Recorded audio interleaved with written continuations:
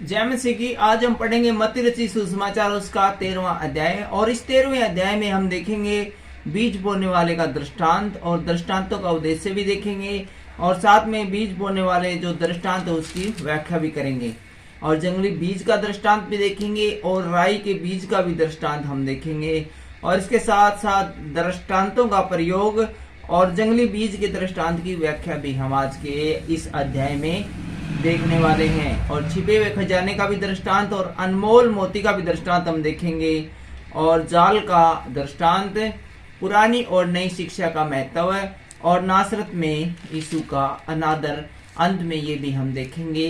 तो आइए जल्दी से शुरू करते हैं मत्ती रचित सुसमाचार उसका 13वां अध्याय, और इसके जो पहली आयत है उसका जो शीर्षक स्टार्ट होता है वो होता है बीज बोने वाले के दृष्टांत से।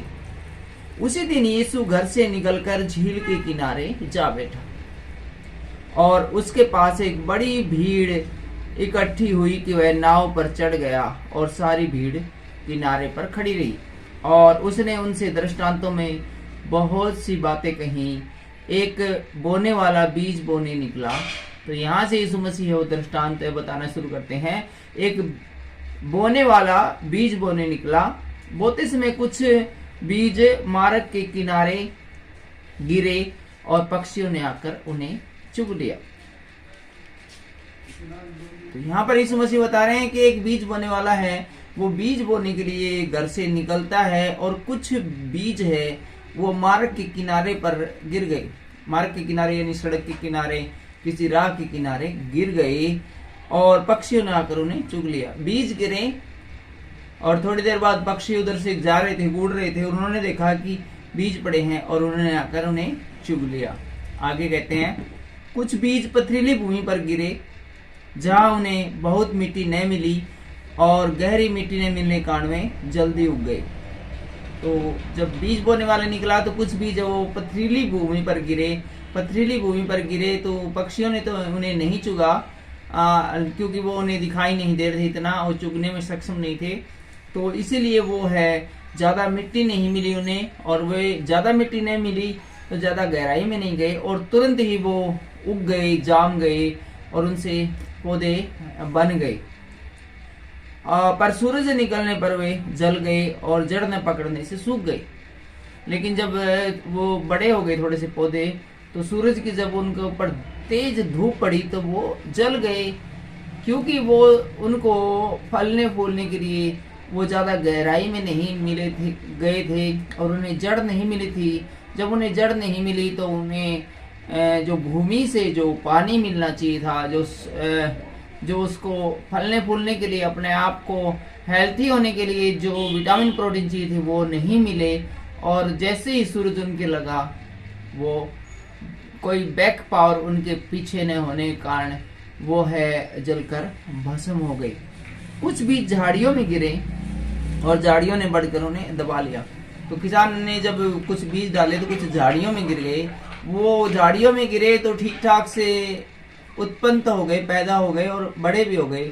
लेकिन क्योंकि वो झाड़ियों के अंदर गिरे थे, और जैसे ही बड़े हुए तो झाड़ियों ने उन्हें दबा लिया और आगे बढ़ने नहीं दिया है।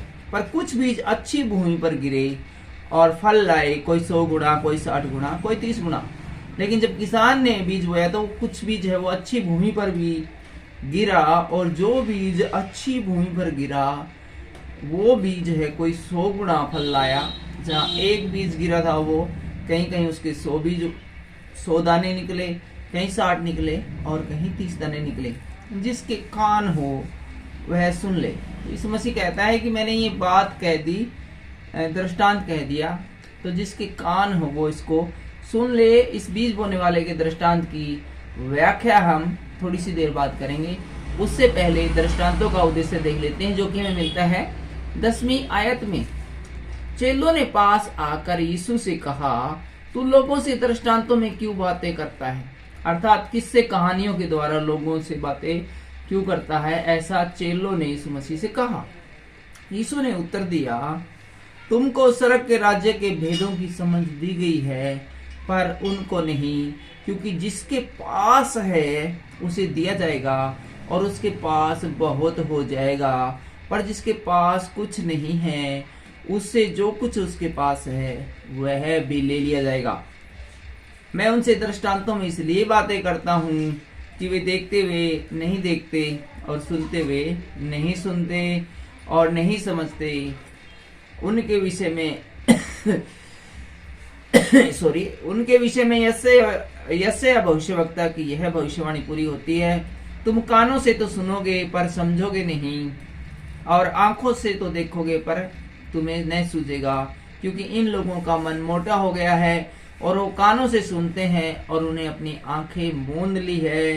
कहीं ऐसा ना हो कि आंखों से देखे और कानों से सुने और मन से समझे और फिर जाएं और मैं उन्हें चंगा करूं।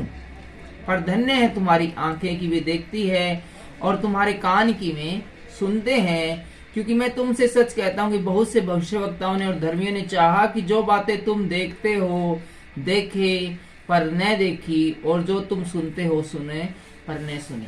तो इसमें जो दृष्टांतों का उद्देश्य है वो यीशु मसीह बताते हैं कि जिसके पास है उसे और दिया जाएगा, और जिसके पास कम है या नहीं है उससे वो भी ले लिया जाएगा जो कि उसके पास है।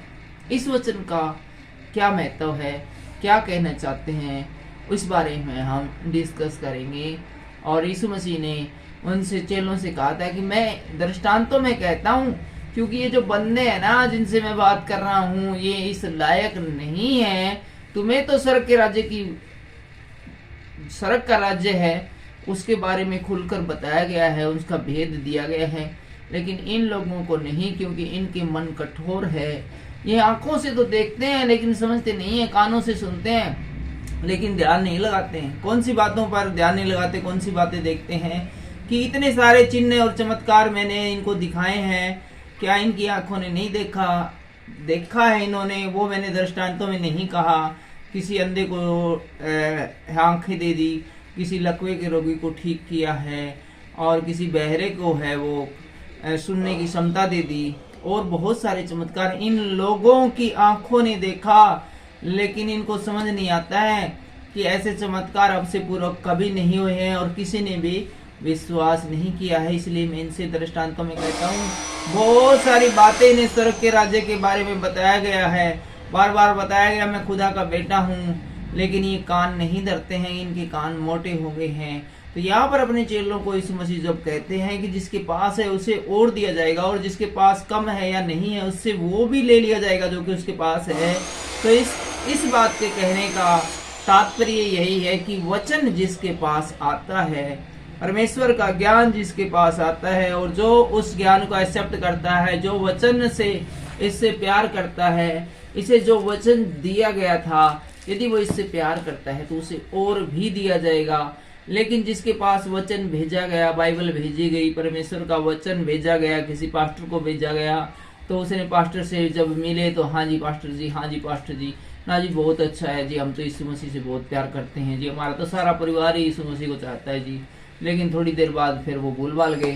तो ऐसे लोग जो कि थोड़ी देर के लिए यीशु मसीह के पास आए, वचन के पास आए, तो ऐसे लोग हैं वो स्वर्ग के राज्य में प्रवेश तो कर नहीं पाएंगे, क्योंकि उनकी खुशी है वो थोड़ी देर की है, और थोड़ी देर बाद शैतान आएगा और उन्होंने जो सीखा वो भी उनसे छीन कर ले जाएगा।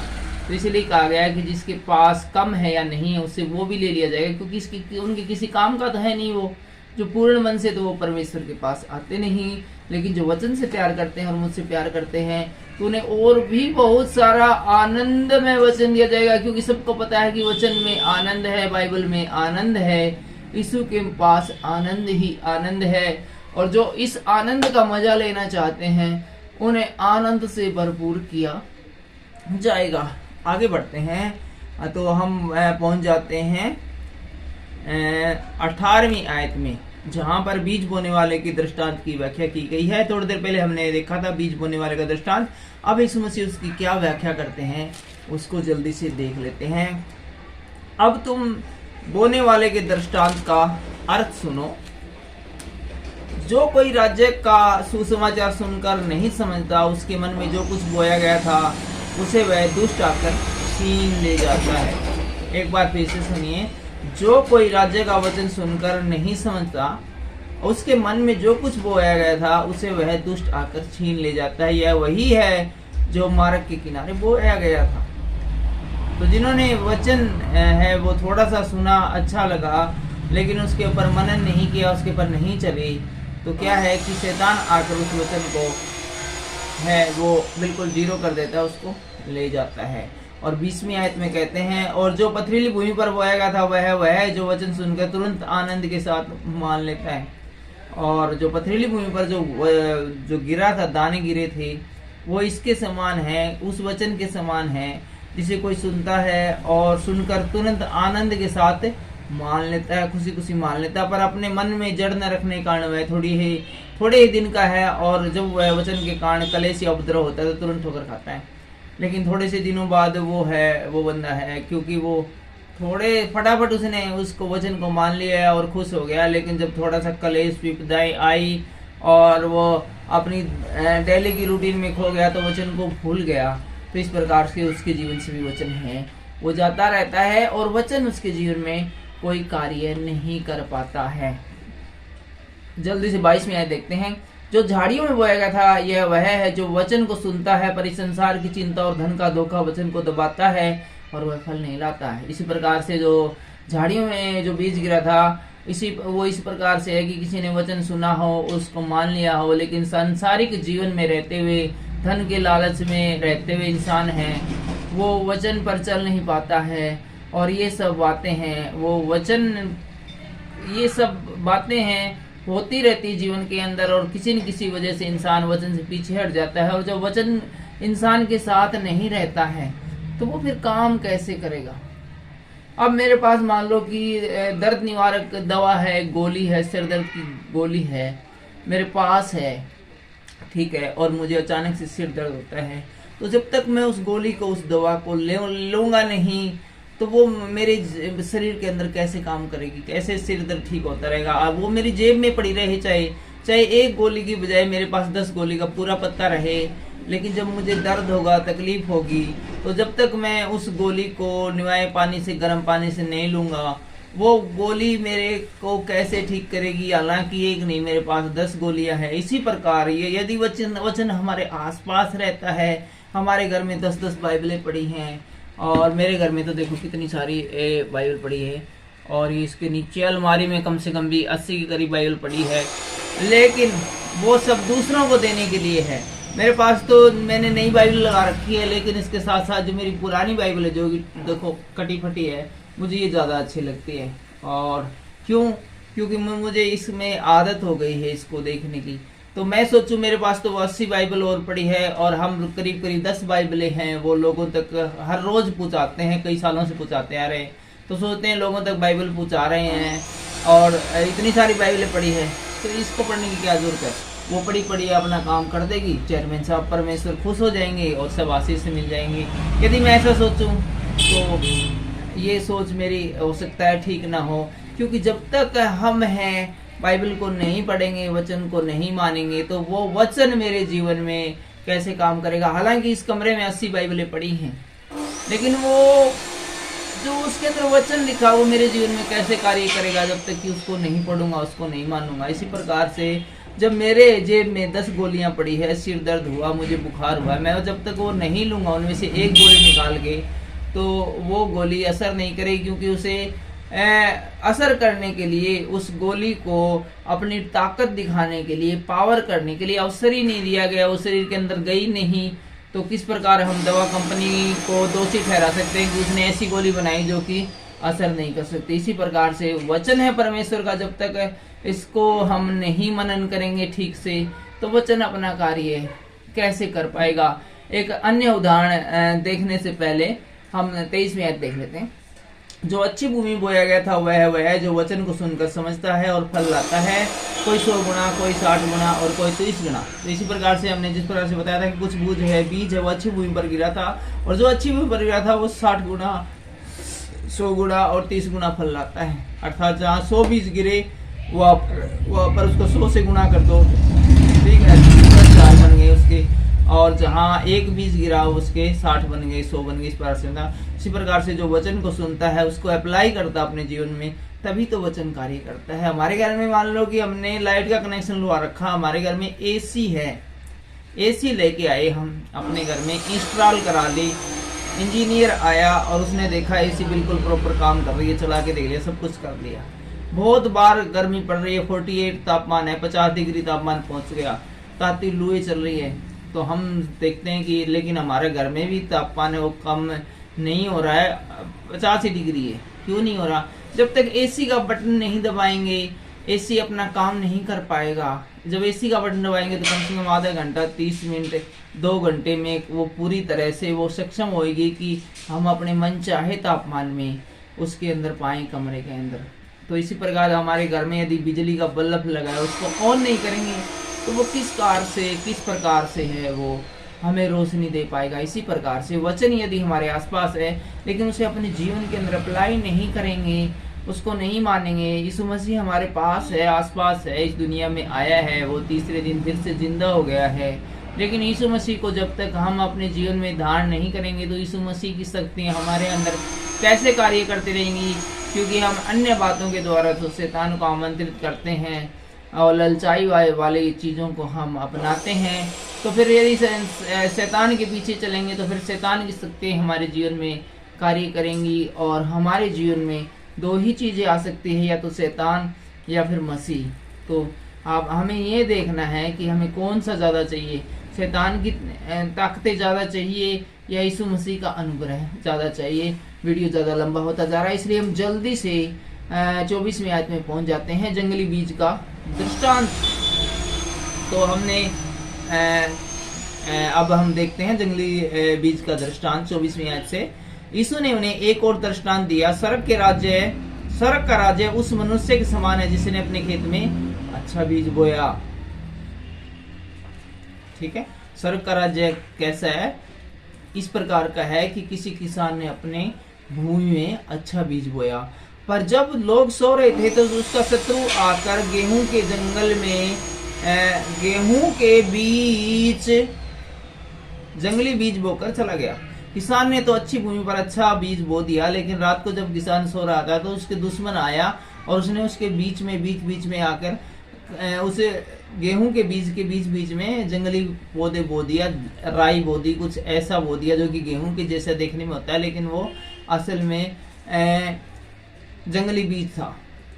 जब अंकुर निकले और बालें लगी तो जंगली दानों के पौधे भी दिखाई दिए। फिर जब वो गेहूं की फसल बड़ी बड़ी हुई तो जब गेहूं की बालें निकली तो उस जंगली पौधे की बालें भी निकली। इस पर ग्रस्त के दासों ने आकर उससे कहा, हे स्वामी, क्या तूने अपने खेत में अच्छा बीज न बोया था? फिर जंगली दानों के पौधे उसमें कहां से आए? उसने उनसे कहा, यह किसी शत्रु का काम है। दासों ने उससे कहा, क्या तेरी इच्छा है कि हम जाकर उन्हें बटोर लें? उसने कहा, नहीं, ऐसा ना हो कि जंगली पौधों दानों के बटोरते हुए तुम्हें हाथ से गेहूं के दाने में निकल जाए। तो यहाँ पर जब नौकरों ने देखा कि गेहूं की बालों के साथ साथ जंगली पौधे भी आए हैं तो वो किसान के पास जाकर कहने लगे कि ये स्वामी, आपने तो अच्छे बीज बोए थे, फिर ये खराब बीज है, जंगली बीज कहाँ से आ गए? तो उसका स्वामी बोला, किसान जमींदार बोला कि ये किसी दुश्मन का काम है। तो वो नौकर बोले कि ऐसा है, फिर हम उसको उखाड़ देते जंगली पौधों को। तो यहाँ पर जमींदार कहता है कि नहीं, अभी मत उखाड़ो, कहीं ऐसा ना हो कि तुम तो जंगली पौधों को उखाड़ो लेकिन गलती से जो गेहूं के अच्छे पौधे हैं वे भी निकल जाए।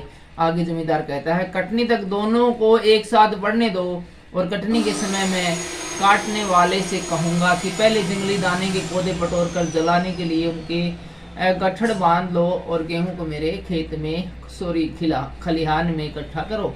तो यहाँ पर जो जमींदार अपने नौकरों से कहता है कि नहीं, अभी तो इन दोनों को ही बड़ा होने दो, जब फसल काटने का टाइम आएगा तो गेहूं आप बाद में काटेंगे, उससे पहले जो जंगली पौधे हैं उनको काटेंगे। और फिर जो काटने वालों को मैं कहूँगा कि तुम ये जो गंदे पौधे हैं, जंगली पौधे, इनको जल्दी से काटो, इन्हें गट्ठर बनाओ और इसको जला के भस्म कर दो।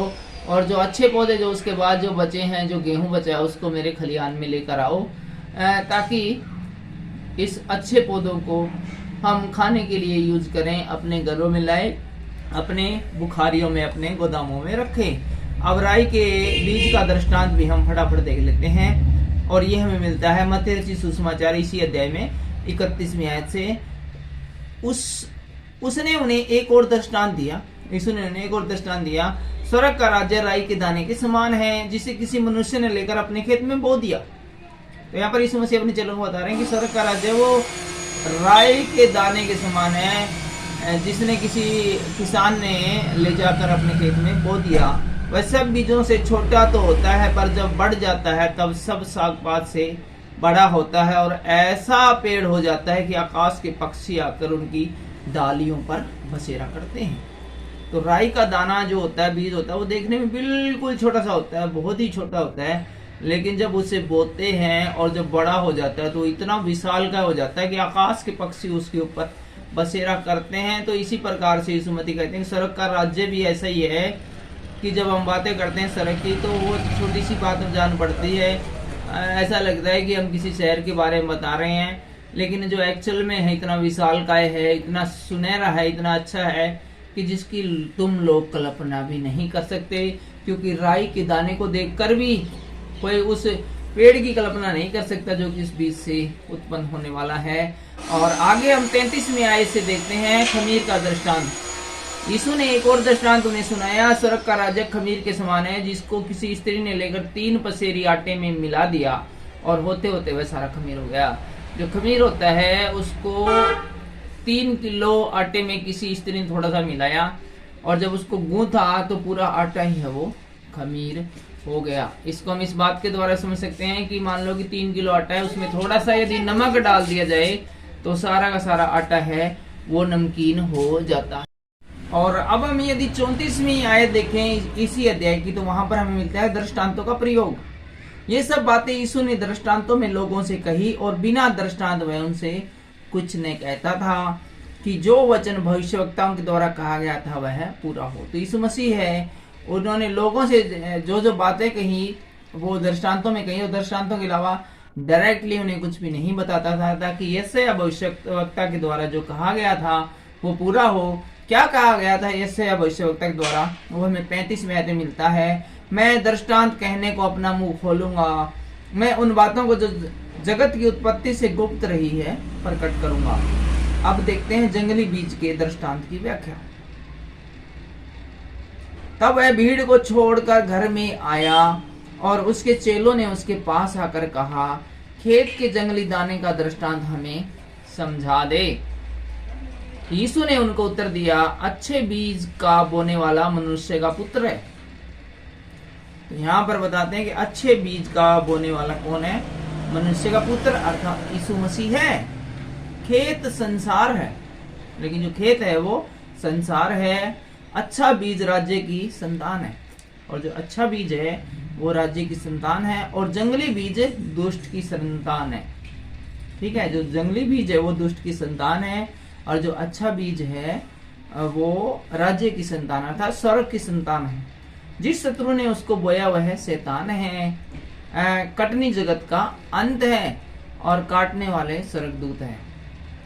तो यहाँ पर यीशु मसीह ने सब कुछ है इस दृष्टांत के अंदर ही बता दिया कि स्वर्ग के राज्य में कौन है वो खेत को काटने वाला है, कौन उसके संतान अच्छी है, कौन परमेश्वर के लोग हैं। और जैसे जंगली दाने बटोरे जाते हैं और जलाए जाते हैं वैसे ही जगत के अंत में होगा। तो यहाँ पर कहते हैं कि जिस प्रकार जंगली दानों को जो किसी काम के नहीं थे उनको बटोर कर जलाने के लिए ले गए, इसी प्रकार से जो स्वर्ग और नरक का न्याय किया जाएगा अंतिम समय में, तो उस समय जो है जो लोग शैतानी कार्य करते हैं और परमेश्वर की शिक्षाओं को नहीं मानते उन्हें भी नरक की आग में डाल दिया जाएगा।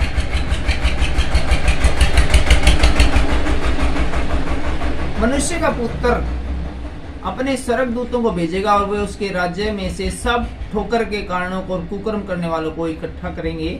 जगत का अंत होगा तो सब कुकर्मियों को और शैतान का साथ देने वालों को इकट्ठे किया जाएगा और उन्हें आग के कुंड में डालेंगे जहां रोना और दांत पीसना होगा। उस समय धर्मी अपने पिता के राज्य में सूर्य के समान चमकेंगे। जिसके कान हुए सुन लो। तो यहाँ पर बता दिया गया है कि जो लोग स्वर्ग में जाएंगे वो अपने पिता के साथ रहते हुए सूर्य के समान है वो चमकेंगे। और आगे 44वीं आयत में हम देखते हैं छिपे हुए खजाने का दृष्टांत। स्वर्ग का राज्य खेत में छिपे हुए धन के समान है, जिसे किसी मनुष्य ने पाया और छिपा दिया और मारे आनंद के जाकर अपना सब कुछ बेच दिया और उस खेत को ले लिया।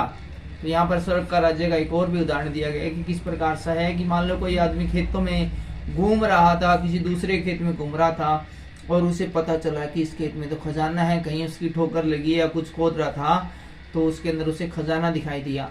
तो उसने चुपचाप जाकर उसके ऊपर मिट्टी डाली खजाने के ऊपर और अपना सब कुछ बेचकर और उस किसान का खेत खरीद लिया जिसके अंदर की खजाना था। और इसको खरीदने के लिए उसने उसके पास जो भी प्लाट था, मकान था और कोई इसके अलावा सोना चांदी था, सब कुछ बेच दिया, क्योंकि उसे पता था कि जो खेत में खरीद रहा हूँ जिसका मूल्य 10 लाख है और जिसे मैं 50 लाख देकर खरीद रहा हूँ, वो मेरे लिए बहुत ही लाभदायक है कि उसके अंदर 5 करोड़ का खजाना दबाया हुआ है। इसी प्रकार से जब यीशु मसीह कहते हैं कि तुम अपना क्रूस उठाकर मेरे पीछे हो लो और तुम्हें किसी बात की घटी नहीं रहेगी, तो ये बिल्कुल वैसा ही है कि हम अपना जो कुछ होते हैं उसको छोड़ दें और जो बदले में हमें मिलने वाला है वो इस किसान की बातें हैं जिसने कि 50 लाख खर्चा करके और 5 करोड़ का खेत खरीद लिया या 10 करोड़ का खेत है वो उसे बदले में मिल गया हो। तो इसी प्रकार से हम आगे बढ़ते हैं और फिर एक अनमोल मोती का दृष्टांत देखते हैं 45वें आयत से। फिर स्वर्ग का राज्य एक व्यापारी के समान है जो अच्छे मोतियों की खोज में था।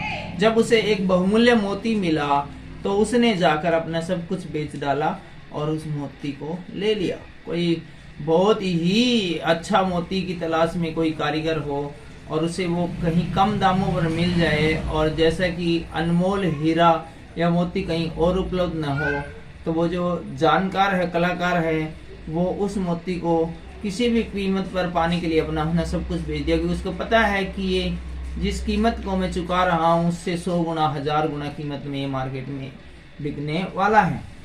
और 47वें आयत से हम देखते हैं जाल का दृष्टांत। तो जाल का दृष्टांत क्या है देख लेते हैं जल्दी से। फिर स्वर्ग का राज्य उस बड़े जाल के समान है जो समुद्र में डाला गया तो और हर प्रकार की मछलियों को समेट लाया, और जब जाल भर गया तो मछुए उसको किनारे पर खींच लाए और बैठकर अच्छी अच्छी बर्तनों में इकट्ठी की और निकम्मी को फेंक दिया। तो यहाँ पर एक और उदाहरण देते हैं कि स्वर्ग का राज्य कैसा है कि एक बड़ा जाल है वो समुद्र में डाला गया और जब उसको समेटा गया तो उसके अंदर से बहुत सारी मछलियां निकली और जो अच्छी अच्छी थी उनको उन्होंने रख लिया मछुआरों ने और गंदी गंदी थी वो फेंक दी। जगत के अंत में ऐसा ही होगा, स्वर्गदूत आकर दुष्टों को धर्मियों से अलग करेंगे। जिस प्रकार की इन लोगों ने जो बहुत सारी मछलियां खरीद ली इकट्ठी की थी उसमें से गंदी गंदी फेंक दी और अच्छी अच्छी लग ली, इसी प्रकार जब जगत का अंत किया जाएगा तो स्वर्गदूत आकर सब लोगों को इकट्ठा करेंगे, लेकिन जो दुष्ट और पापी है उनको नरक की आग में डाल देंगे, लेकिन जो अच्छे अच्छे लोग हैं उनको स्वर्ग में लेकर जाएंगे और उन्हें आग के कुंड में डालेंगे, दुष्टों को जहाँ रोना और दांत पीसना होगा। और हम देख लेते हैं नई और पुरानी और नई शिक्षा का महत्व के बारे में, और ये हमें मिल जाती है इसी अध्याय की 31वीं आयत से। क्या तुमने ये सब बातें समझी? उन्होंने कहा हाँ। यीशु ने उनसे कहा, इसलिए हर एक शास्त्री जो स्वर्ग के राज्य का चेला बना है उस गृहस्थ के समान है जो अपने भंडार से नई और पुरानी वस्तुएं निकालता है। और आगे है नासरत में यीशु का अनादर, और ये जो है इस अध्याय का अंतिम है वो दृष्टांत है, अंतिम जो पैराग्राफ है, नासरत में यीशु का अनादर। ये हमें मिल जाता है 53वीं आयत से। तो जल्दी से इसको देखकर इस वीडियो को पूरा करते हैं।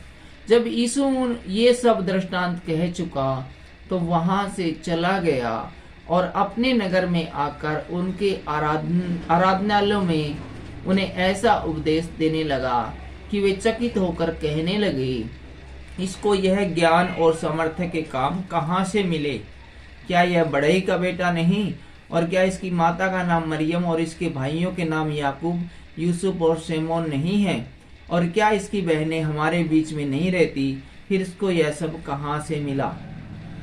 तो इस प्रकार से ये हम देखते हैं कि यीशु मसीह जब अपने चेलों को ये बहुत सारे दृष्टांत सुना चुका तो फिर वो अपने नगर में आ गया, अपने शहर में आ गया और वहां पर आकर है लोगों को परमेश्वर के ज्ञान की बातें बताने लगा और स्वर्ग के राज्य के भेद उन्हें बताने लगा और बड़े बड़े चमत्कार दिखाने लगा। तो वो जिस नगर में आया था उसी में बड़ा पला था। तो लोगों ने कहा कि ये कोई इसको इतना ज्ञान कहाँ से मिल गया रातों रात है, ये तो बड़ाई का बेटा है। और हमारे बीच में इसकी माँ रही, इसकी बहन रही और इसका पापा रहे, इसके दादा रहे, सारा खानदान यही तो पल के बड़ा बड़ा हुआ, लेकिन इसको इतना सारा ज्ञान है वो कहाँ से मिल गया जो इतनी बड़ी बड़ी बातें करते हैं। और आगे 57वीं आयत में लिखा है, इस प्रकार उन्होंने उसके कारण ठोकर खाई, पर यीशु ने उनसे कहा, भविष्यवक्ताओं का अपने देश और अपने घर को छोड़कर और कहीं निरादर नहीं होता। और उसने वहां उनके अविश्वास के कारण बहुत से सामर्थ्य के काम नहीं किए।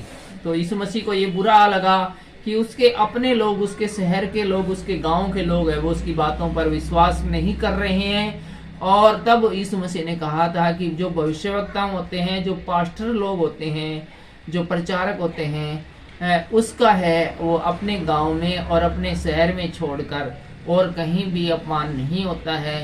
यानी लोग है वो लोकल जो शिक्षा देने वाला होता है उसकी इज्जत कम करते हैं। आज बाजार से आप कोई अच्छी चीज खरीद कर लाओगे तो दूसरों को दिखाओगे, पूछा कहाँ से लाए हो तो आप कहोगे मैं यहीं से लाया हूँ 1 किलोमीटर दूर से, कहेंगे बेकार है, लोकल है।